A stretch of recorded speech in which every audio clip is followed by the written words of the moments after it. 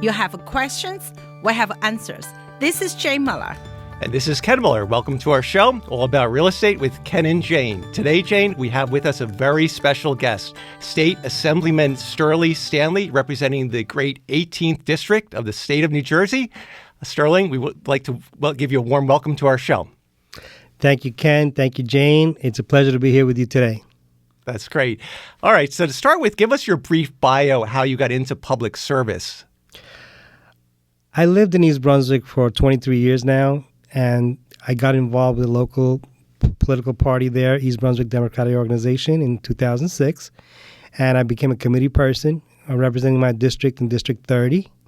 And from there, I helped the local town officials with the local party races and got involved within the town doing a lot of volunteer work. And from there, when I got a chance to run for council, I ran for East Brunswick Council in 2016. Won that term and stayed on. And in 2019, I was elected as the council president for 2 years, 2019 and 20. And then I won my second term as a councilman. And from there, I went on to become the state assemblyman in a special election when State Assemblywoman Nancy Pinkin stepped down to become the county clerk, to run as the county clerk. Her seat was left open, so I ran for that special convention. I won the seat, and I won the primary as well, and I've been in the legislature since. Oh, that's a wonderful story and a great commitment to public service. Yes, one thing I have to bring up the memory line. 2016, I was running against you. I have to say that time, right? I mean, the candidate from both parties was so, friendly and helpful. We may disagree and disagree on the topics, but we work together and do the best for our town, for our residents. Absolutely, Yes. Jane. I remember that time well, and I remember how you were, how we got along together. Yes. In spite of our different views, or in spite of what, we thought along party lines, we still remained as friends, and we still remained committed.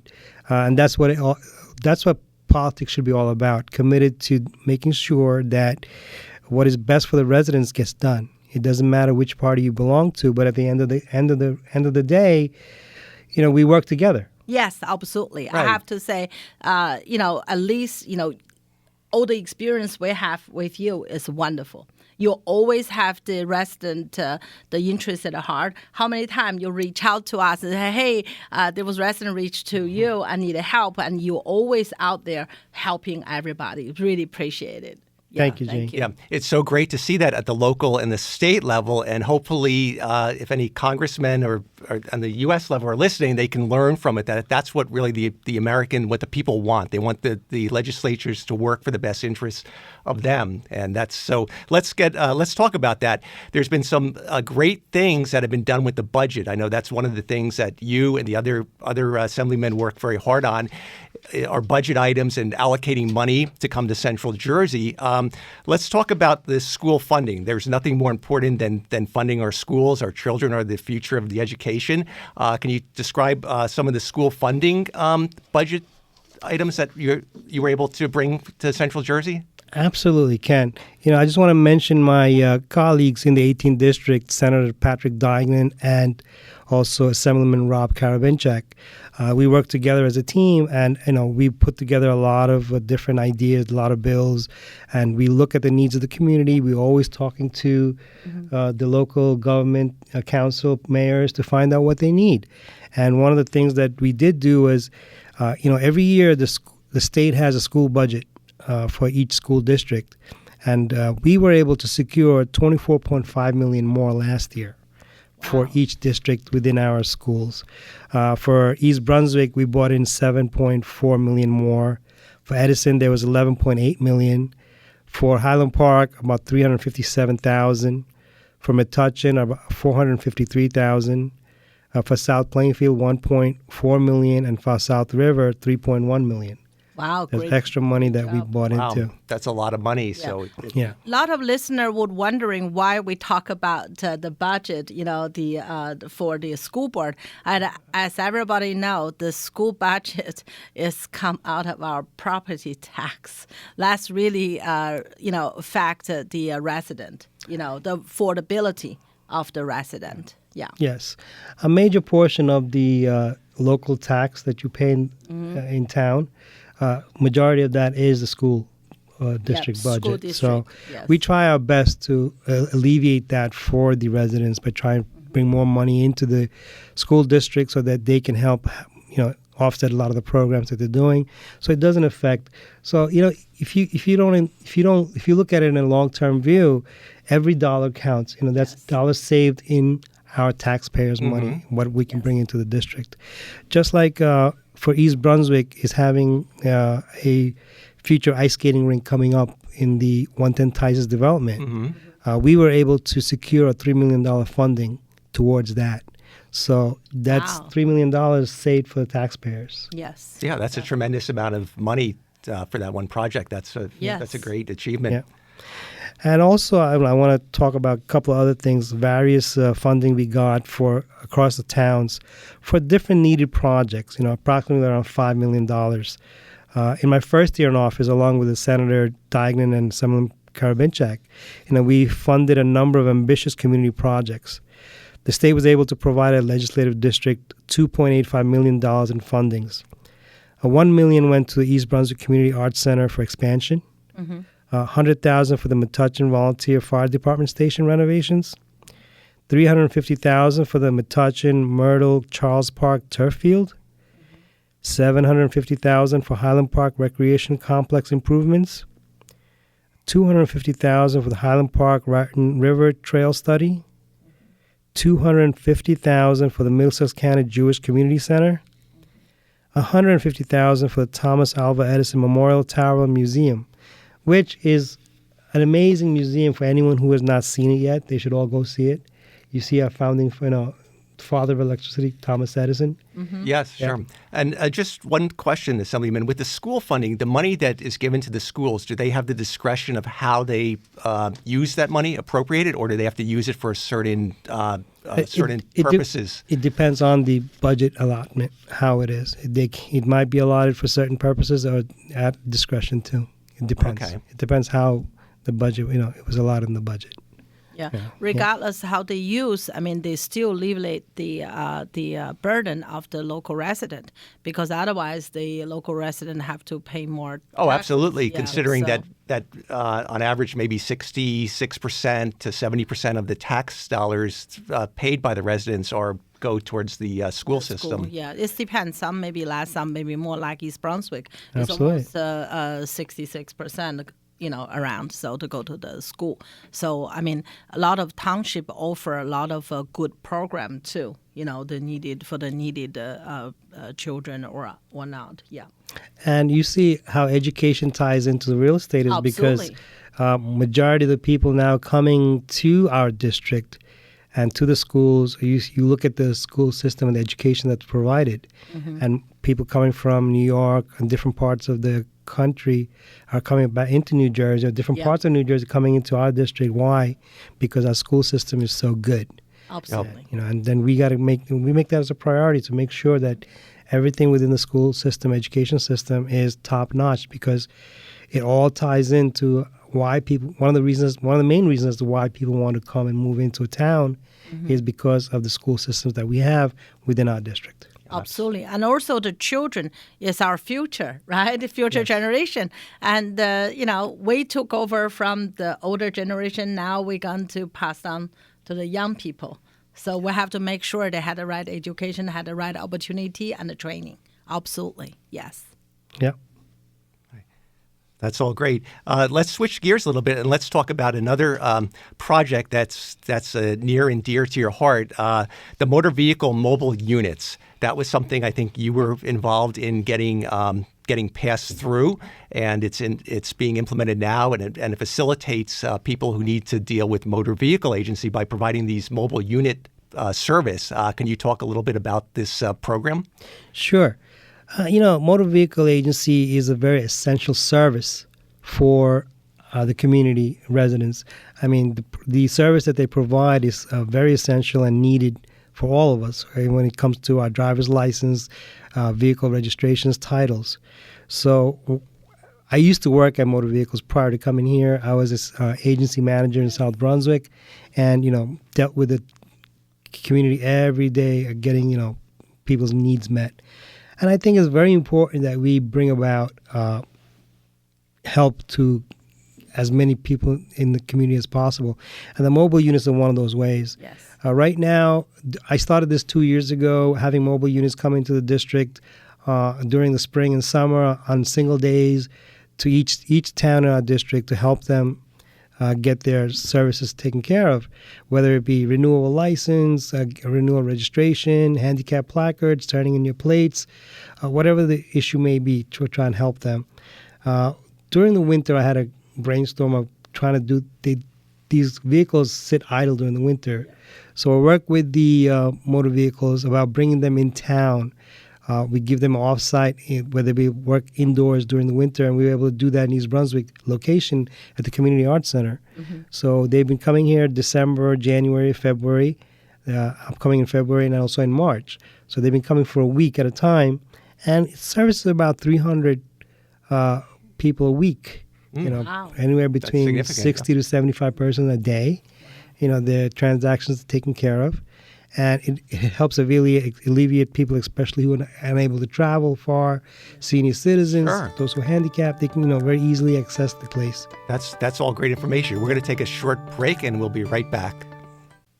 Okay, welcome back to our show.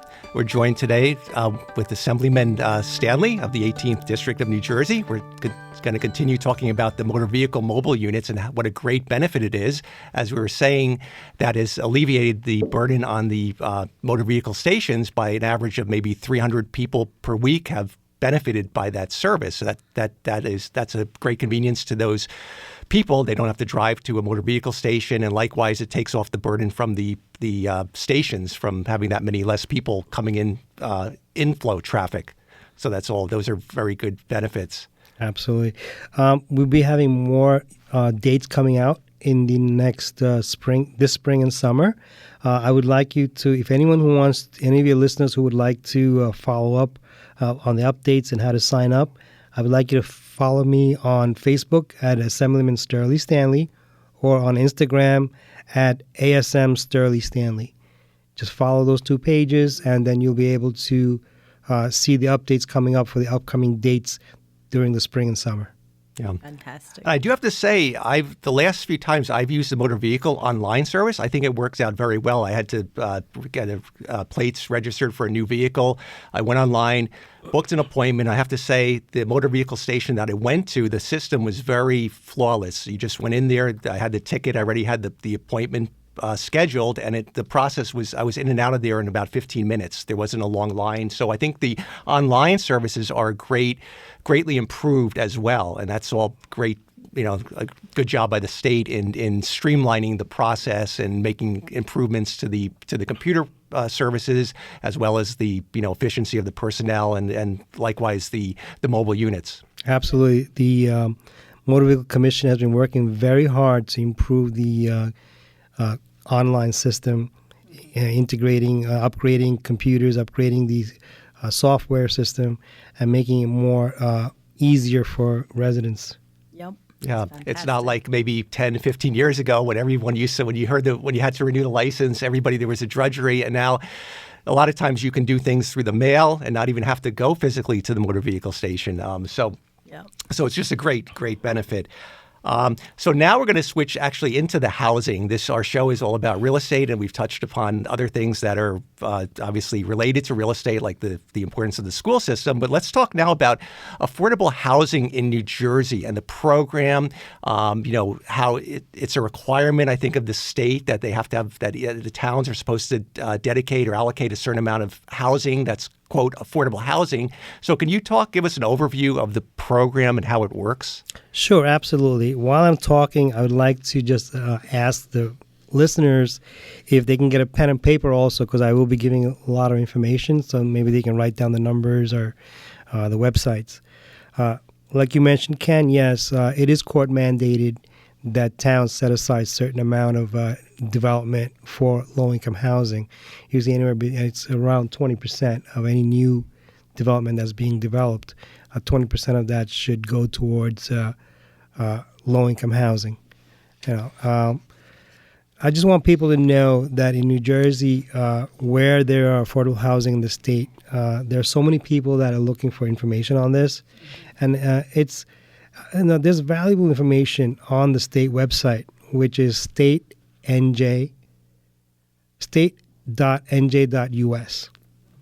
More specifically, you can use state.nj.us/OOIE/housing.shml. I'll repeat that again. state.nj.us/OOIE/I/housing.shml. This website will take you to the New Jersey Money Follows the Person, MFP, /I Choose Home New Jersey Housing Resource page, which offers many resources that will help anyone find affordable, accessible, and safe housing. The website defines affordable housing as housing that has lower rents, such as through programs like New Jersey Low Income Housing Tax Credit Program. These programs include senior or disabled housing, such as Section 202 or 811, housing with project vouchers, public housing, tax credit projects, rural housing, and multi-family housing, including Section 236 and Section 8 housing. Additionally, the state website mentions that New Jersey has voucher programs that provide a subsidy to help an individual pay towards rent in any apartment that meets the program's qualifications of being safe and affordable. These programs include the Housing Choice Voucher, Section 8, VASH for veterans, NED for non-elderly disabled, NED 2, non-elderly disabled transitioning from an institution, and SRAP, State Rental Assistance Program. Another important thing to note is that often subsidized affordable housing and voucher programs have wait lists, so it's crucial for people to ask if the wait list has preferences and apply as soon as possible for any one of these. Before anyone searches for affordable housing, they should utilize the Housing Search Quick Reference Guide that is on I Choose Home New Jersey state website. The guide explains in detail what people will need to do beginning the housing search, including gathering required documents and identifying people who can help them. People can utilize the I Choose New Jersey housing list, which lists available housing opportunities by the county. This is maintained by ICHNJ housing specialists who try their best to keep it up to date, but please be aware that opportunities change constantly. Other useful resources are the New Jersey Housing Resource Center and New Jersey 211. The New Jersey Housing Resource Center is a housing locator with a wealth of information about specific housing opportunities, including bedroom size, number, rent, accessible features, age restrictions, and budgeting. They also have connections to housing programs in several areas. Anyone can visit any of these online at www.njhrc.gov or call them at 1-877-428-8844. I'm going to repeat that again. www.njhrc.gov or call them at 1-877-428-8844. New Jersey 211 provides assistance 24 hours a day to help individuals locate available services in New Jersey. In addition to helping people address basic needs such as food, childcare, utilities, emergency preparedness, they also help identify housing or connect you with an agency that can help locate housing. You can visit them also online at www.nj211.org or call 1-877-652-1148.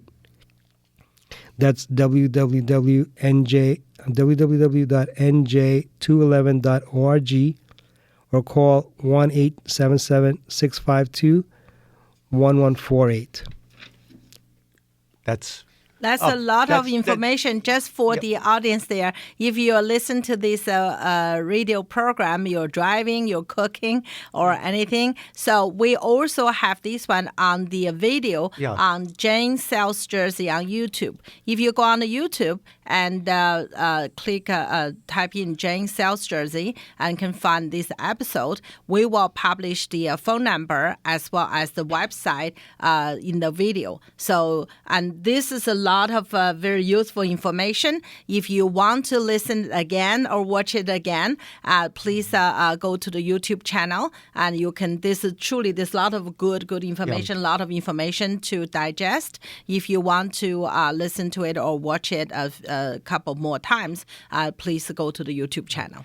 Likewise, it's important to realize that this program, this affordable housing program, I learned something. It's not only for the workforce that doesn't make enough income based on the guideline standards, but also if you're elderly or disabled, along with a host of other areas, you can qualify for affordable housing. So I didn't realize. So that's important for the listener base out there, because there may be some elderly people, disabled people that don't even know this program exists. So by giving out the phone number and the websites, again, we're going to publish that on the video. But if you didn't get a chance to jot down the numbers, that's really useful information on the scope of the affordable housing coverage. Yes, Ken. I just got a couple more I just want to share with the listeners. The I Choose Home New Jersey website also offers the following resources. A link to the Department of Community Affairs website where people can find housing and look at the list of all the available housing.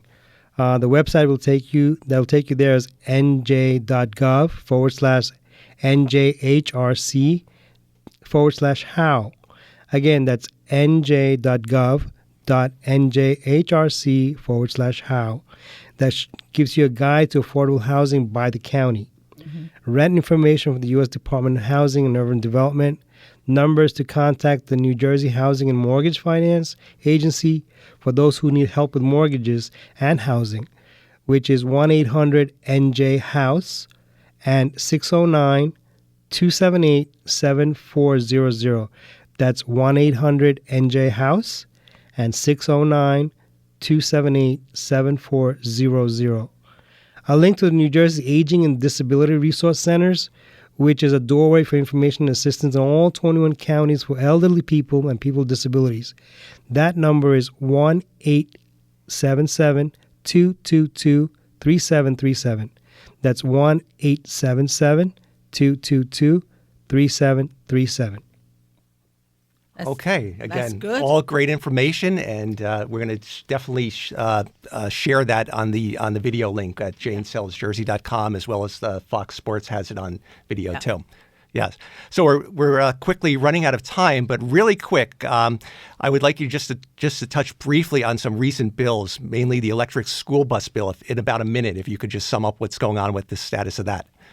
Sure. Last summer, the governor signed into law the electric school bus bill A1282. That would be establishing a electric school bus program. Through the electric school bus program, the DEP will issue $15 million in grants in year one and up to $15 million in years 2 and 3, for a total of up to $45 million over the course of 3 years. Funding for this program will come from the Clean Energy Fund, the Global Warming Solutions Fund. Money is available in utility programs for different school districts throughout the state to start pilot programs for the electric school bus program. It's a great way to protect our community and our future. I'm grateful to have sponsored this legislation and to work with great members of the legislature to move our state forward. The bill was signed last August 4th by Governor and is now law. Okay. Oh. And when do you anticipate that bill will be implemented by when will the funds be available for to take advantage of the electric school bus? Hopefully within this budget, 2023. Okay. So we could conceivably in another few years, we could start seeing electric school buses in Central Jersey, right? Yes. All right, great. Right. Well, that is all great information. Unfortunately, we're out of time, so we didn't get to cover everything we wanted to, but we'll have to have you come back for another show. Thank you so much again for being our special guest today. And we're out of time. Hope everyone enjoys the rest of their weekend. Thank you. Thank you.